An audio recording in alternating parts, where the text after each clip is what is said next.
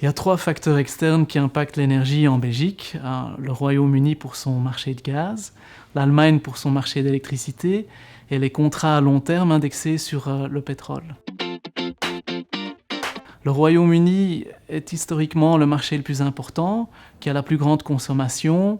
Il y a tous les pipelines qui sont en premier lieu arrivés vers l'île, vers le Royaume-Uni, que ce soit de la Norvège, de la production de la mer du Nord, mais aussi au fur et à mesure des années, les cargos LNG. Et à ce moment-là, il y a eu aussi la première libéralisation qui s'est faite dans le marché du gaz en Europe, au Royaume-Uni. Et c'est un impact très important, par exemple, si on voit que les stocks sont très faibles, parce que le Royaume-Uni n'a jamais investi dans sa capacité de stockage. Si on voit que les stocks sont très faibles au Royaume-Uni, et même si on voit un stock qui est bon sur le continent, il y a du gaz qui va aller via Zeebrugge vers le Royaume-Uni, et à ce moment-là, donc, il y a une nécessité pour amener ce gaz, et le prix sera plus haut au Royaume-Uni, et ça va faire monter tous les prix aussi en Europe, sur le continent, donc en Belgique. Le deuxième facteur externe de la Belgique, c'est le plus grand marché d'électricité qui est en Allemagne. La Belgique qui est un satellite économique, mais aussi au point de vue électricité.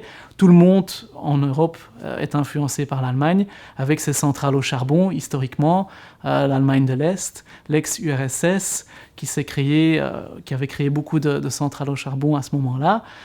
Aujourd'hui, encore toujours, on parle d'une influence très importante.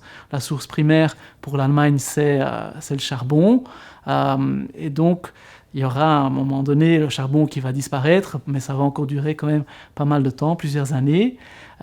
Aujourd'hui, on connaît un prix de charbon très élevé qui va influencer la Belgique et qui connaît aussi un prix historiquement haut à cause de ça, avec un prix de CO2 en même temps aussi. Si on pollue plus en Europe avec le charbon, entre autres, de l'Allemagne, on peut voir un prix plus haut en CO2 et ça va influencer tout à fait à ce moment-là l'électricité.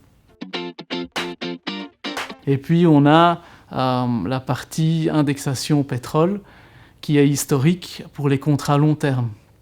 Donc là, des contrats qui ont été négociés sur une durée de vie de plus de 20 ans, et les centrales au gaz en Belgique ont une indexation pétrole qui va influencer sur tous les contrats dans les années qui viennent, années plus 2, 3 et plus 5. Donc si le pétrole est plutôt bas pour ces années-là, à ce moment-là, ça crée des opportunités, surtout pour le long terme, sur l'électricité belge, tandis que le plus court terme peut être influencé à la hausse par les centrales au charbon ou le charbon qui est élevé en Allemagne. Donc on peut avoir des différences en prix à court et à long terme à ce moment-là.